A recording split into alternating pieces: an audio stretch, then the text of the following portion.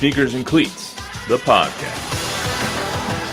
All right, Monday morning, let's do this thing. The Cowboys might have just landed in Dallas after their long evening. This is the Sneakers and Cleats podcast.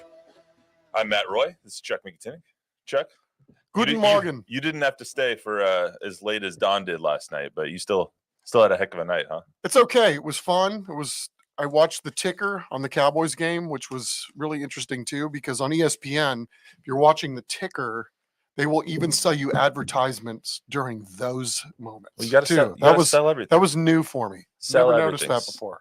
If you're on it long enough, you will get the advertisements. Packers won. Packers did win, although they looked kind of meh. Tried to give it away at the end. Broncos won. They look good. We don't have to talk about the Browns, Bob. Don't have to talk about USC for hobby. Man, we could go on for days with the Browns, man. What's going on there, Bob? I don't want to talk about the Browns at all, actually. They look just horrible. I mean, is the team quit on the quarterback? Is the quarterback quit on the team, or is it a little bit of both, man? I think they both. I mean, I think the team is disgusting. No, yeah, you have to turn it on over there, Javi. It's the orange button next to the orange button. There you go. Now he's on. No one wants to hear about Cleveland anyways. You're right. Mute his mic again. Before we get started, I want to remind everybody, subscribe to the YouTube channel, both News 4 and Fox SA, if you're watching us there. Thank you very much. We are obviously a little earlier today. Chuck and I have some very important all-star voting to do on the high school front. So we'll be getting to that here pretty soon. Download, rate, review the podcast version wherever you get your podcasts. We are going to talk all about the Cowboys today. Since it's fresh, they basically ended like 8 hours ago. So we'll talk all Cowboys today. Spurs kick off the preseason schedule tonight. No Wemby, no Chris Paul, but what do we want to see when they get back to live action? We're also going to do High School Hype Squad today. There is no TNL this week, but we will reveal the new TNL Top 10. Spoiler alert, not very many changes because there was a lot of wins and a lot of buys this week. So abbreviated High School Hype Squad this week. Trivia time, though. The Cowboys beat the Steelers in Super Bowl 30. Who was the MVP? I don't remember, so I get the Roman numerals all mixed up. So 96 in Tempe. Okay. 95, 96. Yeah. You remember this one? I do. Let's just do it now then. If you feel like you got Larry it. Brown? It was Larry Brown. Okay. Yeah. 2 interceptions, 77-yard return. Pretty much changed the game on a dime. Neil O'Donnell did not have a good day. Neil O'Donnell was the MVP for the Cowboys. Yeah, exactly. Yes.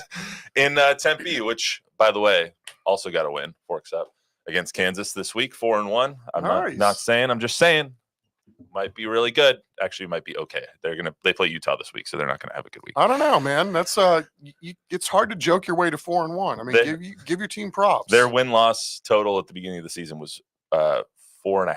So might smash the over, might make a bowl game. Very nice. They're doing a good job there, obviously. I'll take that. Kenny Dillingham is doing a great job there. So anyway, Cowboys beat the Steelers 20-17. Dak Prescott throws a game-winning touchdown pass with 20 seconds left, just one play after avoiding catastrophe.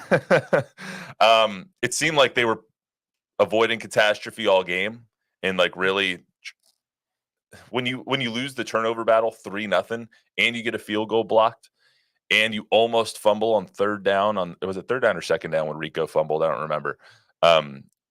When you're going in second down, thank you. Second down when Rico, great play by the linebacker for the Steelers, by the way, getting his head right on the ball. But when you almost fumble the game away and then you come back and win, it's still a win is a win, gritty win, but left a lot to be desired. For sure, in a lot of ways, right? But I mean, if you look at the stats, I mean, oh yeah, it was complete and utter domination. But you know, that first Dak pick, I'm still trying to figure out what the hell happened there. It's like there was a guy right in front of his face that he had to have seen, and there was a guy over the top. I don't know. That was just really, really weird, that pick. That would have been a tough one. That's a good one to win when you play like they did, which was they played for the most part great, but you're not normally going to win when you lose a turnover battle 3-0, right? Yeah, so you especially feel like you stole one, especially in the red zone when you're turning the ball over in the red zone. Like absolutely, it's not good. Let's hear from guys inside the locker room. This is a little compilation. Zeke Elliott's first, Jalen Tolbert in there, Rico Dowdle in there, CeeDee Lamb in there as well. Yeah, we needed it. You know, we know when it comes down to it, Forrest gonna be there for us, and so that's exactly what it was. Once they called the timeout, I knew I had to go back in the game. My team needed me. That's the moments that I work hard for. I wasn't going to be out in that moment. So no matter what, I was going on the field. And like I said, I knew the play call. I knew the options that were available on the play call. I knew the coverage that would run. All I had to do was get through clean and make a play. And like I say, that's what big-time players do in big-time moments. When the ball comes your way, your team's counting on you, you make plays. Felt good. It was just, like I said, the whole time, just all about finding the rhythm. And I think we found our rhythm today and stuck with it. And it was able to show out there. Linemen making holes, and we was able to pound it down a good Pittsburgh run defense. So everybody's calm, everybody's composed. I mean, we understand what we got to do. Got to go put the ball in the end zone, and that we did. Yeah, it shows the type of team we have. The work we put in, I already knew that, but I think we showed the world tonight what we were capable of doing and what we're capable of doing. And like I said, I love going to war with these guys. We showed grit, we showed integrity, we showed everything that we needed to show. And came on the road and got a hard-fought victory, 3-0 on the road. So we just got to keep building on it. You said it right there, 3-0 on the road now, Chuck. It wasn't the prettiest game, but they got the win. It wasn't the prettiest game, but they did get the win. I mean, it still makes you scratch your head that they've been so bad at home. But, you know, you'll take these wins, right? They're hard to get, and I don't know if this is more of an indictment on Pittsburgh. I was just about to ask you that. Is this a bad Steelers or a good Cowboys? Because I think if the Steelers had any semblance of offense, they would have won this game. But I mean, credit Dallas's defense for stepping Amen. up. Stepping Sure. up, they only allowed 92 yards rushing to a power rushing team. You're down a lot of defensive linemen. DeMarcus Lawrence, Marshawn Nealon got hurt in this game. Micah Parsons out in this game. Osa Odigizua was getting double teamed all night long.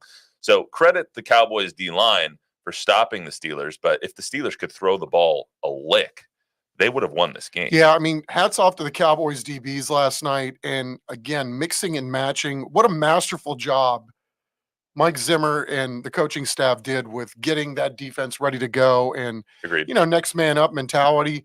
I mean, if you would have told me that the Steelers would have only had 17 points at the end of that game, I would have thought the Cowboys would have won by, you know, more than 3 points. That's for sure. So well done, Cowboys, on that side of the ball in particular. To that point, though, I guess the turnover battle was 3-1 because of the pitchy woo fumble at the end, as Scott Van Pelt likes to say. But if I was to tell you that the Cowboys lost the turnover battle 3-1 and we're going to have a blocked field goal, you would have said they lost this game. 100%. 100 times out of 100.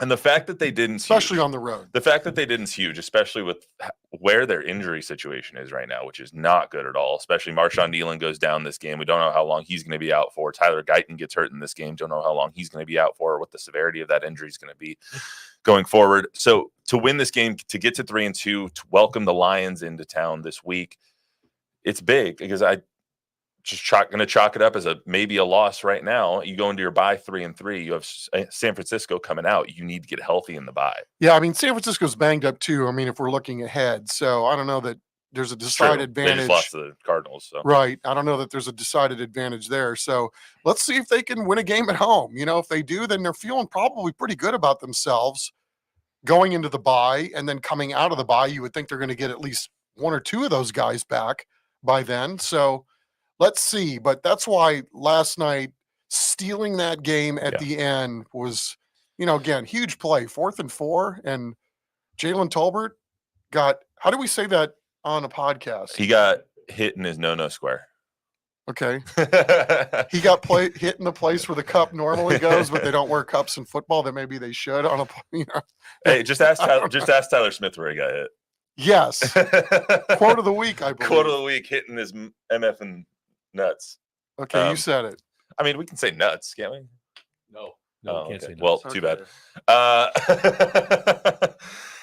Anyway, so yeah, Jalen Tolbert gets hit below the belt on the 3rd down. They call a timeout and didn't put him back in. Then the Steelers called a timeout, put him back in, and the rest is history. But I tweeted this last night, and we'll hear from Dak and Matt right now.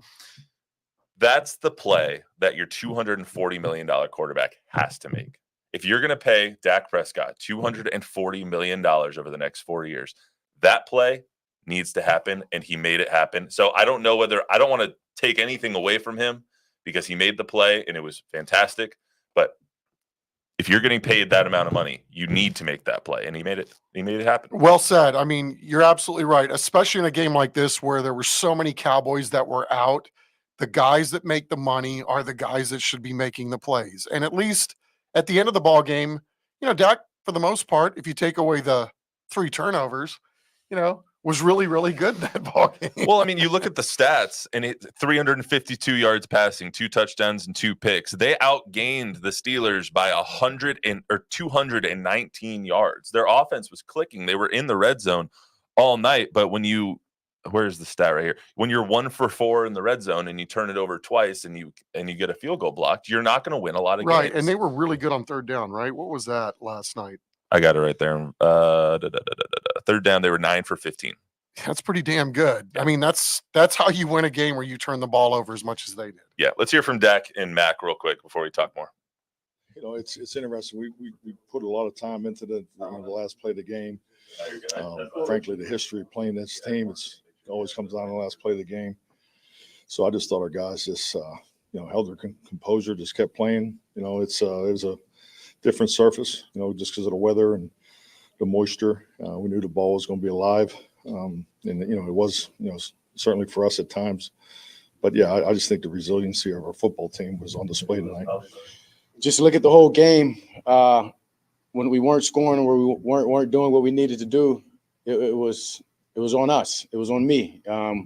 Whether it be fumbling on the sack early in the game in field goal range in the red zone, whether it be throwing the interception right before half, and then again when we're up 3, getting the penalty backing us up, and then that interception. Other than those, we're able to move the ball and do what we wanted. So yeah, there was never a doubt in my mind. I don't think it was a doubt in anybody in that huddle. No, there wasn't, and on the sideline. And we're just able to, even as I said, getting down there, not converting, whether it be the run I had, Rico trying to go over the top, or the throw right there on the third down. Coach always says if we have time or downs, we give ourselves a chance, and we're able to capitalize on it. Yeah, they had time and they had downs, and they capitalized on it for sure.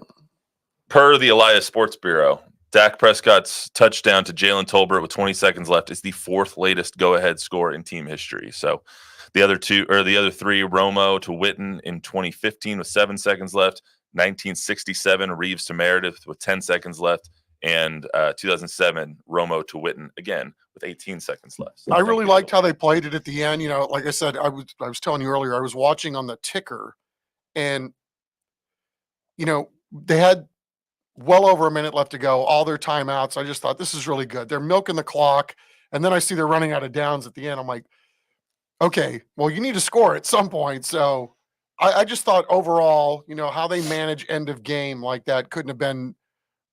I mean, obviously they could have cleaned some things up on that, but they got the job done at the end. Considering the fact that they fumbled on first and second down on the goal line, I think they could have cleaned a few things up. 100%. Like Dak got really lucky. He ran it down to the 1. He thought he was in for a second, but he ends up fumbling, and that fumble was this close to going out of the back of the end zone, or out of the side of the end zone. Would have been a touchback, and it would have been game over. So got to clean that up. Rico, I'm not going to blame Rico for that fumble because that was a beautiful play. Did you see that? I did not. The linebacker literally flew from 6, 7, 8 feet away, put his helmet directly onto the ball and caused the fumble. It was jumped over the line, and it was just a beautiful play. I saw it and I was like, oh my God. 6, 7 yards out. Yeah. Timed it perfectly. It reminded me of what Troy Polamalu used to do. You would see Troy running in with his hair flowing and just smashing people at the line of scrimmage. It reminded me of that. It was phenomenal. Maybe it was him. Maybe it was. Maybe he channeled his inner Troy. Yes. But where does that leave us now with the Cowboys to you? I mean, obviously they've got a lot of injuries that they have to get healthy. They don't have a lot of depth. At some point, they're going to be snake bitten by these turnovers and these penalties and these injuries, right? I mean, yeah, you would think, right? You can't keep losing people at the rate that they are. I keep thinking when I watch them is they can't have enough time on the practice field. That's what it looks like to me, right? There's so many things where they just don't look like they're quite in sync yet. And you would think, 5 weeks into the season, they would be a little further along. But, to your point about everybody being banged up, it's hard to have continuity when, you're already limited with what you can do on the practice field. And then when guys are in and out of the lineup like it is, it's just hard to get things going. But there's something to be said about building equity while you're trying to figure these things out and bagging a couple wins along the way. Yeah, it seems like a lot of times the Cowboys come out slow and then they rattle off 6-7 wins in the middle of the season, and all of a sudden they're 10-4, and you're just like, oh, this team's pretty good. And then they get to the playoffs and they say, oh, this team's pretty bad. Right. Well, I think that's the one, axiom that's kind of held true with McCarthy, is that he understands and manages the long season, right? And usually he's got a plan for younger players, how they play, when they play. And then, when you start getting to the second half of the season, then you start really working on trying to clean some things up and, make sure that you're ready to go as much as you can be. And more importantly, be as healthy as you can be going into the playoffs. But we'll see if they're able to do that again this year, because I don't remember them losing quite this many guys. Maybe on the offensive line, time hasn't been too fair to McCarthy in the Cowboys era, but this is a lot right now in terms of how many guys they've got banged up. Defense definitely looked better too. They still don't have a pass rush right now, and that's probably because half their pass rushers are injured. Their pass rush is non-existent, and if Justin Fields could throw the ball accurately to anybody that's on his own team, they probably would have been carved up. I want to see that defense against Jared Goff this week and see, okay, are you guys actually improving, or were you just playing the inept offense that the Steelers are? So this will be a different test against the Lions at home, where they're already 0-2. So I'm excited to see that. One other thing on the Cowboys before we get to some Spurs stuff. There was a interesting moment, for lack of a better term, between CD and Dak. Yeah. So CD, I'm not a lip reader. I'm not either. Did anybody catch Yeah, I the didn't lips No, it on was that? obvious. He was saying it was my fault. That's what he was. He was? Yeah, Okay. Yeah. So people were making it out to be like, you could parse it any sort of ways, I guess. Can you pop up the 2-shot, Javier, just get a Bob up on this combo? You could parse it any sort of way, I guess. People are saying that there's a problem between the two, but not just using this one as an isolated incident. It does seem like there's a little bit of a divide between Dak and between CD. Well, go ahead. No. Well, so many of the routes, it's important that you run the right route, right? I mean, that's the NFL that as we play today, right? It's that the quarterback is trying to throw you open. It all depends on you being on the right route tree and making the right reads. And it was obvious to me in that occasion that he made that the receiver made the wrong read or ran the wrong route, because you don't throw that ball like that otherwise. Right. But I mean, the other side of it is too, like, if it's not there, it's not there, right? And if he ran the wrong route. So yeah, you're right. If there's always a component when the ball is turned over, right? It's not always just on the quarterback. But, does this have anything to do, you guys think, with the fact that they didn't have a training camp together and, It's not gonna help. CD's trying to get it all figured out, but he got his bag though. There's a reason that Jalen Tolbert had 7 catches for 87 yards Right. and the game-winning score last night, and it's because he was in training camp actually getting the reps with him. So I don't know if there's a huge divide going on, and when you have, they're stuck with each other. So you guys are going to have to get over it if there is a divide. Right.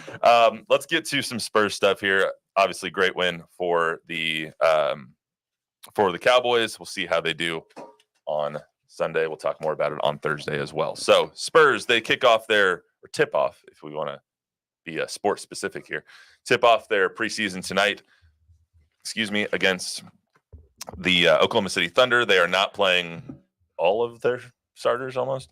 Zach Collins, obviously coming off the dislocated shoulder. Devin Vassell coming off the surgery on his foot. So those two guys obviously not playing tonight. Wemby held out.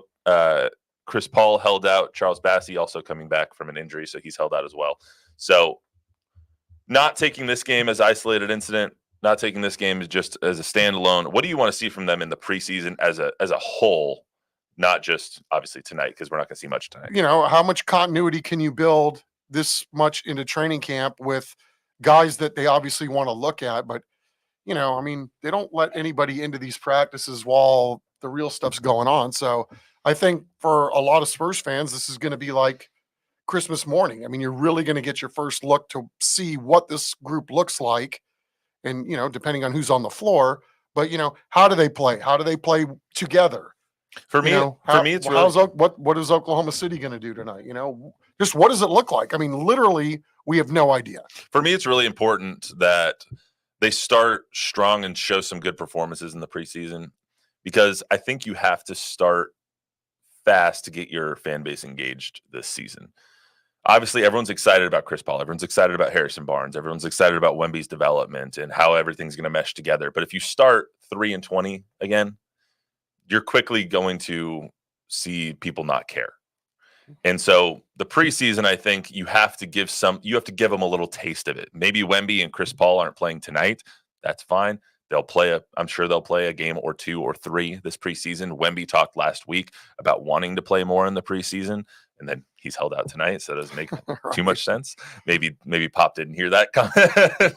But you need to start building that equity with your fans in the preseason, and that's something that I think they need to show and that we need to see. I'm just, like I said, I'm curious to see what any of it looks like without having had the benefit of, sitting in on a practice and see, who's doing what are the rotations going to look like early on in the year. And obviously tonight won't be a good example of that since half the team is sitting out. So, anything will be, I think, good from the standpoint is I haven't seen any of it. Right. So, I mean, one thing I think we know is that Wemby is going to be significantly improved than he was last year. That year 2 leap, we saw it in France when they were playing in the Olympics. Like he is a significantly better player than he was on April 14th or 11th or whatever the last day of the season was last year. I think from everybody else, we need to see how Devin Vassell is going to mesh with everybody. One thing I'm interested to see tonight is Stephon Castle. Yep. How is Stephon Castle going to play with the rest of his actual team and not the scrubs is a little bit loose of a term, but the people that he was playing with in the G League in the summer league. Obviously he's going to get to play with Jeremy now, and he's going to get Harrison Barnes in there, and he's going to get the Malakis and all of those guys. So how are all those guys going to mesh? And is Stephon Castle, is this an experiment time? Is he going to play point guard or is he going to play shooting guard? Where is Stephon Castle going to play most of his minutes? I'm curious about that as well. yeah, I want to see if, he can shoot the ball. But again, he's a young guy and there's going to be a learning curve for a rookie. And especially on a team that, there's a lot of young players. There's some veteran guys now too, but how does it all kind of fit together? And I think that's where the experimentation should go on this time of year. That's why it's the preseason and not the regular season. Exactly. But if they keep experimenting in the regular season, that's when I think everyone's going to have an issue with it, because the first 40 games or so were an experiment last year and it didn't end up very well. And everybody lost interest really fast. Yeah. I just don't know how far along they are in deciding, A, who's going to play, and then B, who's going to be the starter. I mean, there's a lot of guys that I think are kind of in the same canoe. I think there are a lot of guys that have earned minutes, but ultimately, what does the coaching staff think, and how are they going to divvy that all up? Different than the NFL preseason too. Like this one, obviously not as much of a strain on your body. So I think if you play all your starters 24, 30 minutes in a preseason game, it'll be much more universally accepted. Plus, you're giving the fans a taste. Give me a Chris Paul to Wemby lob. Show me why we brought him here, and give me a little bit of a, just a little appetizer to the You sound regular old season. school. I play in the fucking preseason, man. Like, goddamn, it's not that hard. I'm not the one being paid millions of dollars though. So I had pizza and beer yesterday. They probably had a salad and protein. So Maybe. let's. I'm with you. I mean, right. If it's like, if we're going to keep score, right? Yeah, we're not. This isn't the black and silver scrimmage. Like, play. Yes. All this talk is great until somebody gets injured. Of course. Someone always gets injured. Like, it's just That's the way it is. Sports. That's right. You know what, Jalen Tolbert? You ever notice that too? Guys seem to get hurt more than they've ever gotten hurt, and we're managing minutes and we're doing whatever. So. And Jalen Tolbert got hit in the ding ding yesterday and caught the game winning ball. If he can do that, all right, we can all power through. High school hype squad. Let's get to high school football before we get out of here on this wonderful Monday morning. No TNL this week. We're on a bye, so we won't go over our TNL matchup of the week because there is not one. We will go to TNL top 10, though. Piper was on a bye. This is going to be pretty fast, too, because I think 5 of our top 10 was on a bye, so not a lot to talk about there. Piper was on a bye. They're still the 8th-ranked team, 5A D1. They are playing Seguin on Friday, October 11th. Excuse me. Alamo Heights, 6-0, 2-0 in district now. They beat Harlandale 55-9. They're now averaging 42 points a game, which is just insane. I saw DK took off on another what looked like an 80-yard run. I mean, that kid's amazing. Yeah, he's got the breakaway speed, that's for sure. Just get him in the open field. Yes. They have weapons out the wazoo there. Plus the tight end Bennett is really good, and I mean they're really good. They're gonna have a heck of a test though against Victoria West this Friday. Victoria West also 6-0, 2-0 in district. They just beat Tybee. I think it was 45-21 this past week. I mean, and Tybee's a pretty good team this year. So Alamo Heights, they play them at home Friday night at Orem. There has I don't think they've lost a district game at home under Ron Ritteman. So this might be a pretty good test. And we're not even talking about Michael Terry. I mean, what else can you say about Michael Terry? You know, it's all been said. We've said it multiple times. Michael Terry's phenomenal. Well earned. Yes. Steele had a battle against East Central. They won 64-59. This game took 3.5 hours till 11 o'clock on Friday night, much to Javier's chagrin, because I think we were all getting out of here, but we had to wait for that game to finish. And I was just watching Jack's feed because our photographer Jack Green was there. It was ridiculous. East Central instant classic. Anthony Mackey, I think it's Anthony Mackey or Isaiah Mackey. I mess up his first name all the time. The East Central quarterback is a wagon, and it was like 28-13. Steele scored 28 points in the first quarter. It was 40-21 or something like that at halftime. It was 50-33, and you just got a little bit of a sense like, okay, when's Steele going to put him away? They just never put him away. East Central kept scoring, made it 50-45. Then Jonathan Hatton goes in for a touchdown, 57-45. Then Anthony Mackey scores another touchdown, 57-53, and it was just back and forth. You never knew when the game was going to end, and we just kept looking at the clock, and it's like, oh, there's 3 minutes left still. What can happen now? East Central was insanely impressive. So that sure sounds like it. I'm sad I missed that one. I mean, we got all the highlights. I'm going to go back and look. Check it out. Judson is now on deck for Steele, which is always a classic game. Just tell me a little bit. I mean, you've been covering this forever, so tell me a little bit about the rivalry between Steele and Judson. I just keep thinking of all the great players that went through both programs, right? And we were spitballing yesterday, just guys that are in the league now that, Sincere McCormick got called up by the Raiders, after a couple of years on the practice squad.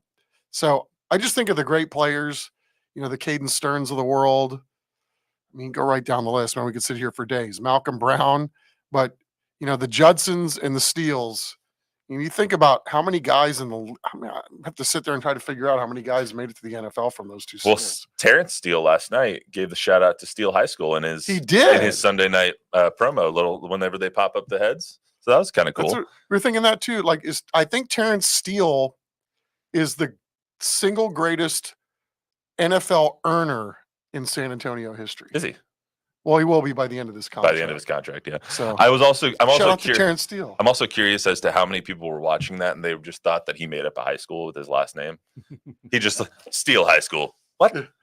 Anyway, that's going to be a really good matchup. I mean, Mark Soto and Judson are a little bit down this year, obviously, but it's always a fun game between Steele and Judson. And all those kids know each other. All those kids know each other. Yeah. I mean, they grew up together. It's always a good rivalry. I'm sure we'll have a camera there this Friday. So it might even be our game of the week this Friday, but I don't want to speak for Zach Hedrick. Number 4 is Southwest. No change here. They beat Southside 28-zip. Their press box is phenomenal. They played the first game at home since they got their new press box. It's really great, according to Zach. Brennan beat O'Connor. They're 4-1 now, 3-0 in district. They beat O'Connor 45-zip. Brennan, no disrespect to the rest of the teams in that district, but Brennan does not have a hard game left on their schedule. Like they play they play Marshall, then they play Holmes, then they play Warren, then they play Taft, who we saw. Maybe Taft is going to be a little bit of a challenge. Then they play Stevens, I think, who might be a little bit of a challenge just because of the weird offense that they run. Stevens beat Warren, I think, 47-7 this past week. So they're good. We saw them with our own 2 eyes. Brennan's really good. Stevens can be good, and Taft is getting better, I would say. Yeah, Taft is one of those teams you you've been in a fight. I mean, that game we had against Stevens is talk about classic, right? Yeah. John Jay is sixth. No change here at all. They were on a bye last week, 5-0, 3-0 in district. They play Laredo Figueroa, who's 0-6. So I'm just going to assume that Jay wins this week, and they stay at number 6 going forward. New Braunfels was on a bye week. They are 4-1, 2-0 in district. They play Bernie Champion this Friday, 7 o'clock. Taft was on a bye. They play Warren this week, 7:30 on Friday, October 11th at Gus. East Central, we already talked about. They lost to Steele. And I got to give props to Carlos real quick. I give him a lot of crap about this list, but he did a great job this week not dropping East Central out. East Central deserves to be in the top 10. They are 4-2 now. They're 1-1 in district. But if you give Steele a run for their money, just like they did this past week, they deserve to be in the top 10. And I'm very happy that Carlos did not drop them out. Yeah, Carlos, he does an amazing job every week. I mean, given how much there is to manage, not only with the big boy top 10, but the sub, team too. And shout out to some of those teams there that are kicking butt. Randolph 6-0. Somerset. Yeah. Holy Cross. Huge. All huge. undefeated. Absolutely. And then Smithson Valley, number 10. Also, Carlos, don't say I never say anything nice about you now. Yeah, Carlos. Smithson Valley stays at number 10. They were on a bye this past week, 3-2, 0-1 in district. Off that, lost to Piper. They play Wagner, Ranger Stadium this Friday. So that was a blitz through that. It was. I think we got somewhere we have to be. Yeah, we got to go vote on our San Antonio Sports All-Stars. This is one of my favorite days all year. So we're gonna go choose who makes it to what is it? January 7th this year in the Alamo Dome. Oh, 6th, don't pin 7th? me down on a date. That's so next year. All right. Be where your feet are, Matthew. Be where your feet are. I can't. I'm always thinking ahead. All right. I got a rundown to do on Thursday. Yes, you do. That's all we got for you today on Sneakers and Cleats podcast. Remember to download, rate, review, subscribe, give us a 5-star rating, tell a friend, tell an enemy. Go pick up a Bo Nix jersey. He's the GOAT. We'll see you on Thursday.